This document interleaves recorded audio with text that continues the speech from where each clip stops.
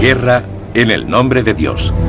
Las grandes religiones del mundo predican paz y misericordia. La historia, incluso en la Edad Moderna, demuestra que religión y violencia no son contradictorias. En el siglo XVI surge una nueva denominación cristiana. La Iglesia de Roma, hace tiempo separada de la ortodoxa oriental, se vuelve a dividir en católicos y protestantes. Y en el nombre de Cristo se enfrentan en el conflicto más sangriento que ha conocido Europa.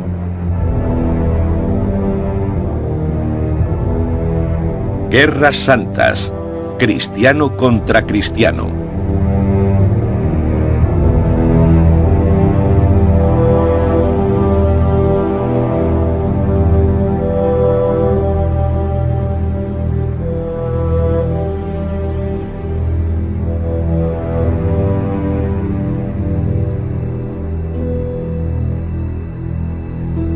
Europa entra en una nueva era, una nueva imagen del mundo, el Renacimiento. Todo está en continuo cambio. La astronomía y otras ciencias de la naturaleza, el arte y la arquitectura. El modo de ver el mundo se transforma radicalmente. La perspectiva se convierte en naturalista, realista. Valientes marinos, especialmente portugueses y españoles, se aventuran en extraños mundos desconocidos.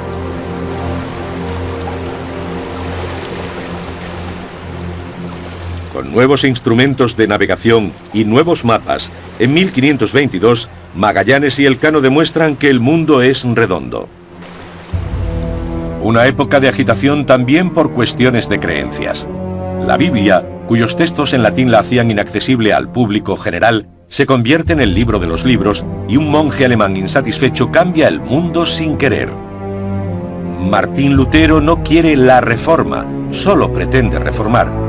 Pero no es eso lo que sucede, es el momento propicio para más. Un nuevo invento, la imprenta, una revolución técnica que posibilita otra espiritual. Gutenberg mit der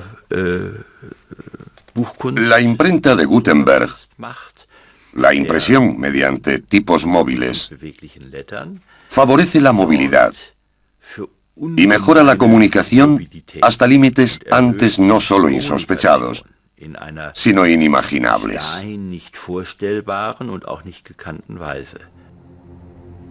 La autoridad moral de la Iglesia, la del Papa, ha alcanzado su punto más bajo con los Borgia.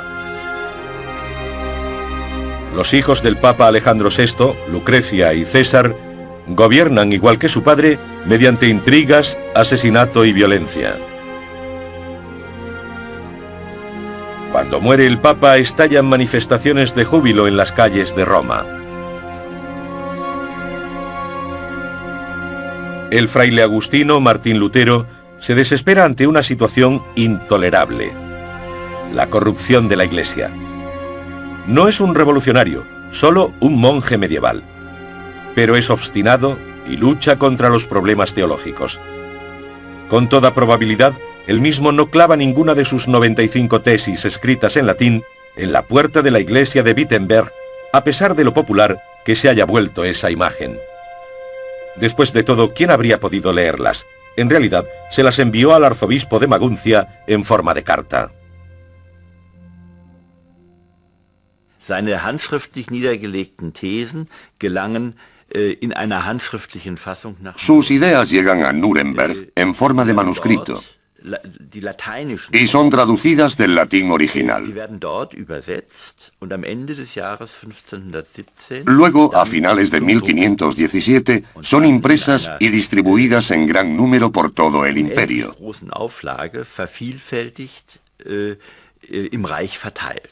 Lutero no tuvo nada que ver con ello, y por supuesto, no era eso lo que pretendía.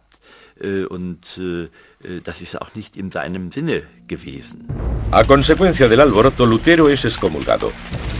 En 1521, mediante un rapto fingido, el príncipe elector Federico III de Sajonia esconde a Lutero en el castillo de Warburg, donde traduce el Nuevo Testamento al alemán. Su estilo enérgico tiene una gran influencia en la lengua alemana. Un año después, sus textos son impresos con consecuencias trascendentales. Lutero no fue el primero en traducir la Biblia al alemán. En el siglo XV ya existían traducciones, no recuerdo cuántas, a otras lenguas nacionales, incluido el alemán. Pero la traducción de Lutero, su traducción de la Biblia al alemán, es la única que prospera y se propaga como el fuego. Un fuego que Lutero no quería prender. Sus textos religiosos inspiran una revolución. Thomas Müntzer discute con Lutero y convoca fuerzas que no puede controlar.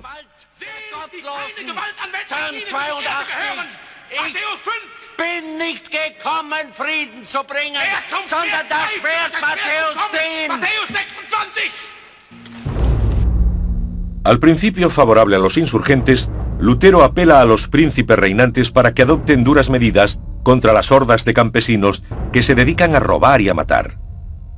No quiere que lo asocien con las brutalidades que cometen. No le gusta Müntzer y no quiere unirse a la revolución.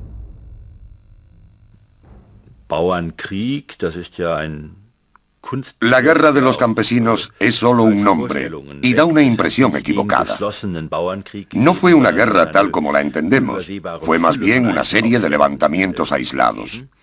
Las revueltas de campesinos constituyen una tradición en los siglos XIV y XV.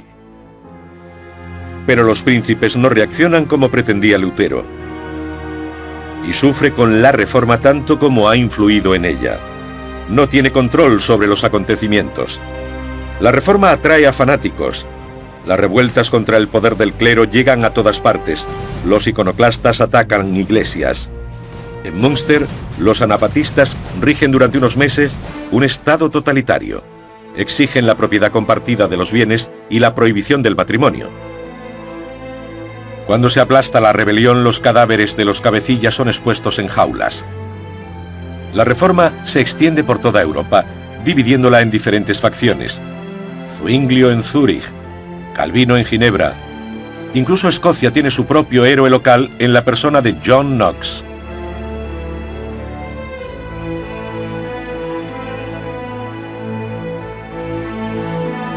En Londres, Enrique VIII aprovecha la oportunidad y funda la Iglesia Anglicana, principalmente para asegurarse el divorcio. La Reforma también implica un nuevo reparto de poder. 1546. El emperador católico está en guerra con los príncipes protestantes. La primera guerra interconfesional. Tras la victoria del emperador, se alcanza un compromiso de paz. Los ciudadanos deben adoptar la fe de su gobernante. Der Augsburger Religionsfrieden schafft insofern etwas Neues. La paz religiosa de Augsburgo acaba en algo totalmente nuevo, reforzando algo que ya existía. El estatus del imperio a un nivel superior de las diferentes facciones.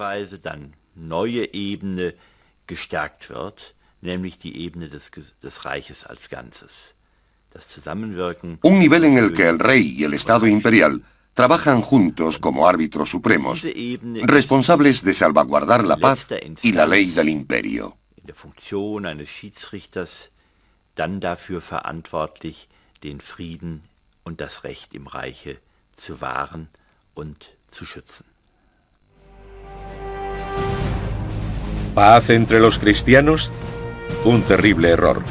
Francia, 1572, la matanza del día de San Bartolomé. Se intenta formalizar un matrimonio real entre las distintas fes para instaurar la paz.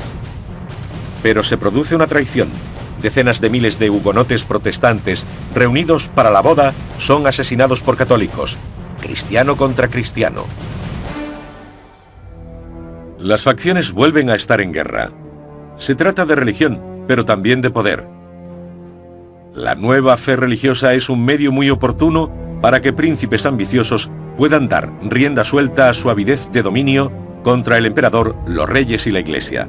Entonces, en 1618, tiene lugar el preludio de una catástrofe europea. La defenestración de Praga. En realidad, la segunda. Protestantes contra católicos Sí, también, pero sobre todo se trata de una larga lucha de poder. La revuelta de los estados contra el emperador es una tradición bohemia. En esta ocasión eligen inmediatamente a su propio rey. Der Erfolg des Fenstersturzes wird für uns greifbar. El éxito de la defenestración de Praga se entiende mucho mejor leyendo el Acta de Confederación Bohemia de 1619. Se trata de un documento mediante el cual el Estado bohemio define lo que quiere respecto a lo que posteriormente llamaremos Estado. No abolen la monarquía, ya que necesitan un rey para legitimar su posición. Pero limitan su papel a tal extremo que en el concepto de Estado corporativo, como lo define la nobleza bohemia, no es más que un maestro de ceremonias. Ständestaatsvorstellungen der böhmischen Adligen nichts anderes als ein Frühstücksdirektor. La Unión Protestante reúne a sus tropas en Bohemia. Se hacen alianzas. Maximiliano de Baviera pide ayuda a la Liga Católica para luchar. Viena. Los protestantes bohemios se niegan a reconocer al recién elegido emperador. Estalla la guerra. Se suceden décadas de conflictos. El nuevo emperador Fernando I lucha por el catolicismo.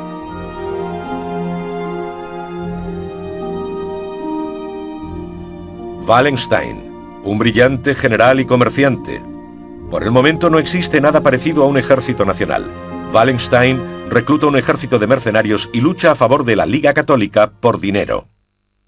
Wallenstein ist derjenige, der sich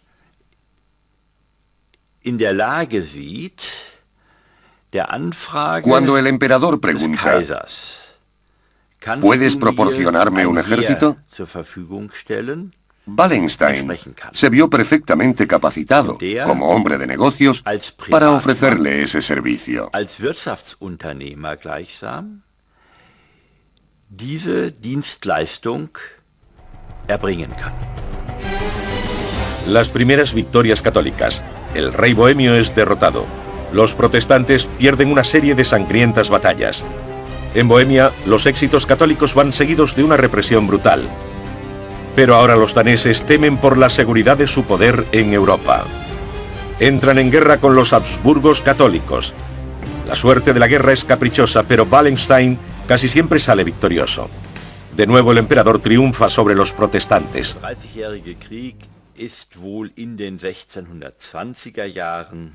En la década de 1620, la Guerra de los 30 años es principalmente religiosa, en la que empiezan a involucrarse poderosos grupos políticos. Y desde el 1630 en adelante, la guerra se convierte en un conflicto secular, una lucha de poder europea, en la que la religión sigue jugando un papel importante, aunque no dominante. In dem Religion auch noch eine Rolle spielt, aber längst nicht mehr eine dominierende. Una guerra que se perpetúa. Las naciones toman posiciones. Nadie domina durante mucho tiempo. Las potencias que consiguen ventaja a corto plazo no tardan en ser reducidas por el resto. En todas partes, los ejércitos de mercenarios toman lo que necesitan de la población civil. La guerra se alimenta de guerra, dice la gente. Los soldados están considerados la escoria de la tierra y matan por dinero. Para los mercenarios solo cuenta el dinero. Estos mercenarios solo cumplían con su trabajo. Sobre todo, se aseguraban de cobrar a su debido tiempo. Si no, cambiaban de bando.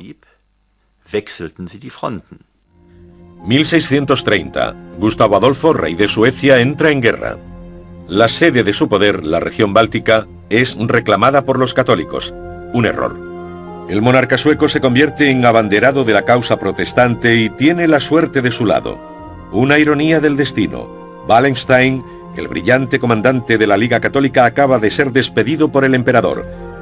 Una concesión a jesuitas, españoles y los estados que lo odian. En 1631 las fuerzas católicas asedian por sorpresa a la ciudad protestante de Magdeburgo. Lo que allí sucede no tiene comparación ni siquiera a la Guerra de los 30 años en su totalidad. Una orgía de brutalidad, tierra quemada, la ciudad es arrasada hasta los cimientos. La población es aniquilada casi por completo.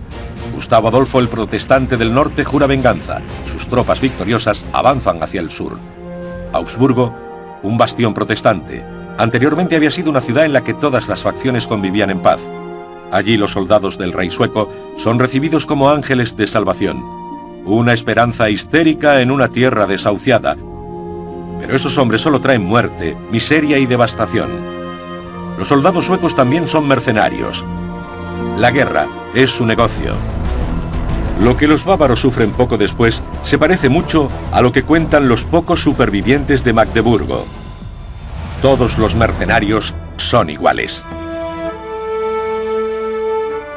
Por primera vez en la Guerra de los 30 años, los campesinos se enfrentan a los mercenarios. Los soldados dejan a su paso un rastro de devastación sin importar si luchan o no, o la causa a la que sirven. En tiempos tan peligrosos, se requiere el regreso de Wallenstein. Muchos desconfían de este general presumido y sin escrúpulos, pero es la única persona capaz de detener el avance sueco. La situación desesperada exige medidas desesperadas. Los dos comandantes se enfrentan en el sur de Alemania. Una batalla de titanes, Wallenstein contra el ejército de Gustavo Adolfo. El resultado, victoria de Suecia, pero una victoria al precio de desastre.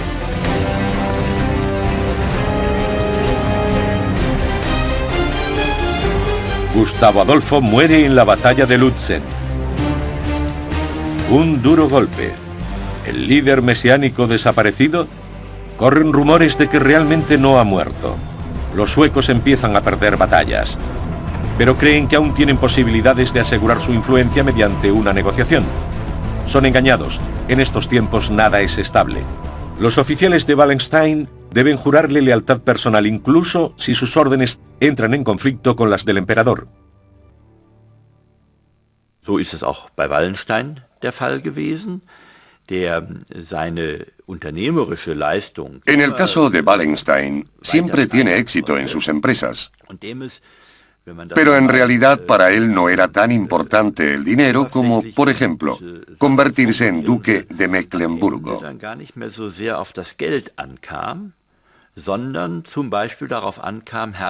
Una promoción en su rango social que lo colocaría a la altura de los príncipes del Sacro Imperio Romano Germánico. Der ihn den Reichsfürsten des Heiligen Römischen Reiches gleichstellte. Wallenstein se vuelve demasiado poderoso. ¿Cuáles son sus verdaderas intenciones? Entre otras cosas, negocia con los suecos un acuerdo de paz. ¿Quiere el belicista ser algo más que un duque? No solo a los jesuitas les gustaría deshacerse de él. El emperador ordena su captura vivo o muerto. El capitán irlandés que lo apuñala en Níger solo es el brazo ejecutor de los numerosos enemigos que tiene. Un final poco glorioso para este notable caudillo de ejércitos.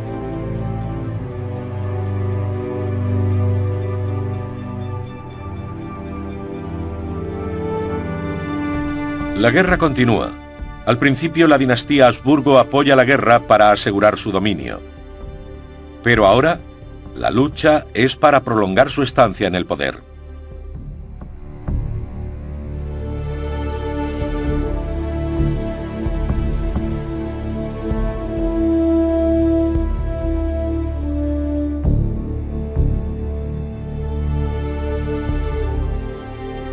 En 1635, y ante la insistencia del cardenal Richelieu, Francia entra en la guerra.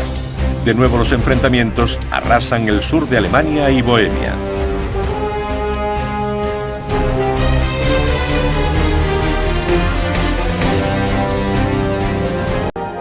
Hasta 1648 la gente no empieza a hartarse de tanta carnicería. Suecia y Francia, las potencias restantes, garantizan el fin de las hostilidades. Se firma la Paz de Westfalia. se basa en el antiguo documento de la paz religiosa de Augsburgo de 1555. Tras 30 años de guerra, una verdad amarga, empezar de cero. Aún así, todo ha cambiado. No obstante, para el pueblo llano, la firma del tratado no trae la paz. Erst wenn der letzte Söldner ein Land verlassen hat, oder auch nur ein Dorf verlassen. Solo cuando el último mercenario abandona el país o el pueblo, regresa la paz a la gente corriente. Weil das in Sachsen zum Beispiel erst Y en Sajonia, eso no tiene lugar hasta 1650. erfolgt ist dort in Muchos documentos se refieren a ese momento como el fin de la guerra de los 32 años. nun zu Ende gehenden 32-jährigen Krieg die Rede. Por fin terminan las matanzas.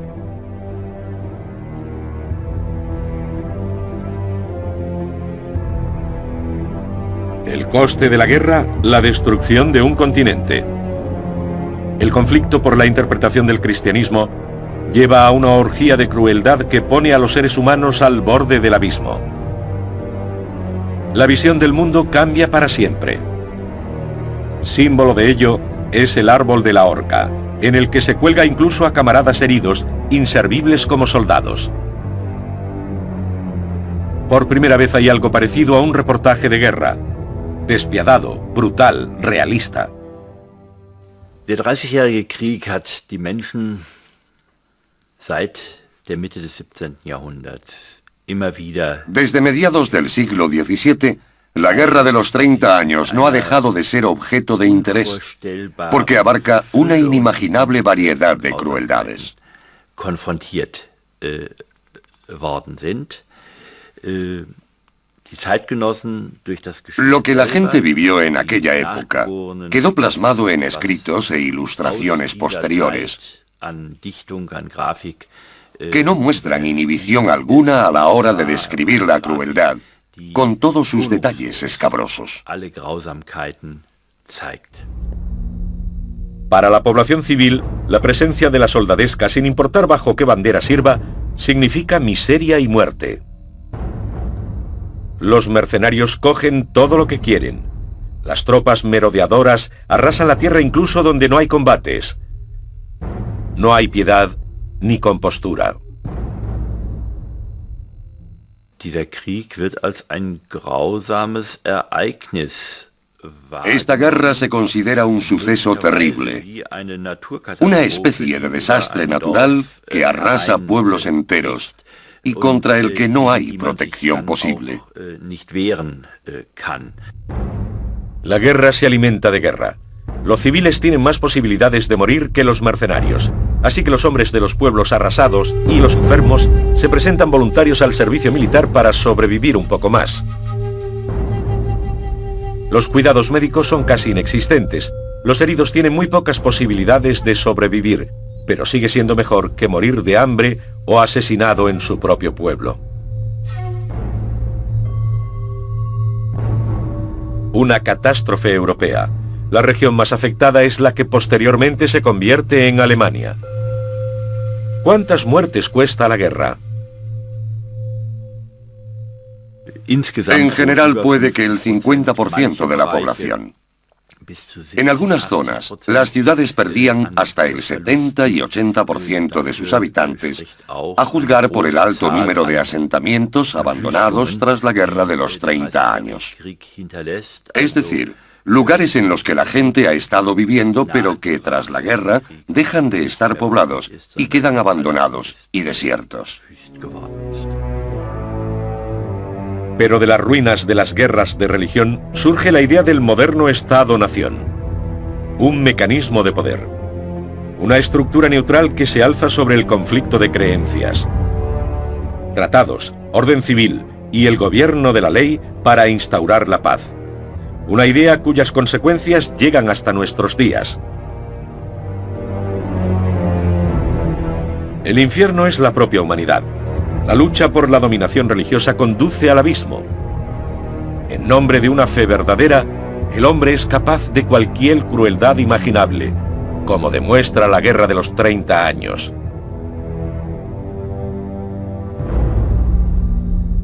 Por naturaleza el hombre es, y siempre ha sido, avaricioso, egoísta y cruel. Solo una fuerte represión lo obliga a mantener la paz. El hombre es un lobo para el hombre, escribe el filósofo inglés Thomas Hobbes. Hobbes zieht daraus die Konsequenz, dass der Mensch zu Hobbes concluye que para que el hombre pueda vivir en condiciones de coexistencia pacífica, debe ser sometido a una disciplina. Debe ser controlado en todos los aspectos de su vida por un poder. Un poder que solo puede ser ejercido por el Estado.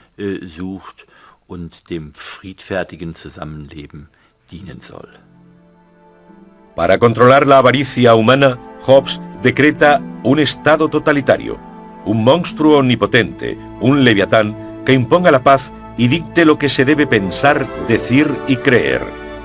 Una idea que nunca ha sido puesta en práctica. Absolutismo. El Estado gobernado por el rey sol francés Luis XIV. Una de las consecuencias políticas de la Guerra de los 30 años. Orden rígido y majestuoso. La selva da paso al jardín. El Estado empieza a rodar como una maquinaria bien engrasada y neutral. Los instintos básicos y los conflictos de fe son mantenidos a raya por el gobierno, el nuevo ideal de la era. En lugar de ejércitos de mercenarios contratados para ocasiones puntuales, aparecen los ejércitos permanentes, valiosos instrumentos del Estado que se usan con moderación. La Prusia de Federico II es el modelo ideal de absolutismo ilustrado, un Estado sobrio y racional sin iglesia establecida. La tendencia es bastante clara. Quizás Federico el Grande lo expresa muy bien cuando dice: cada hombre debería ser bendecido como mejor crea. De ese modo, la religión pasa a ser una cuestión de ámbito privado. Las consecuencias prácticas: a finales del siglo XVII los hugonotes se trasladan a Prusia en busca de libertad religiosa. Bajo el gobierno de Federico II, 1 de cada 4 berlineses es francés de origen, una monarquía en ciernes en la que se separan estrictamente Iglesia y Estado. Es una cuestión de principios. En Prusia, Kant persigue la idea de la conclusión lógica. Su ensayo hacia la paz eterna es un borrador para la Organización de las Naciones Unidas. La ley debería gobernar el poder en una especie de parlamento mundial. Una idea que apenas ha encontrado respaldo en todas las superpotencias hasta la fecha. Actualmente la separación de Iglesia y Estado se da por sentada hasta el punto de que la comparecencia del Papa ante las Naciones Unidas apenas es noticia. En el pasado, los papas declaraban guerras. Hoy, solo tienen autoridad moral, no batallones. Un largo camino que lleva desde los cruzados en la Edad Media y tras la Guerra de los 30 años hasta nuestros días.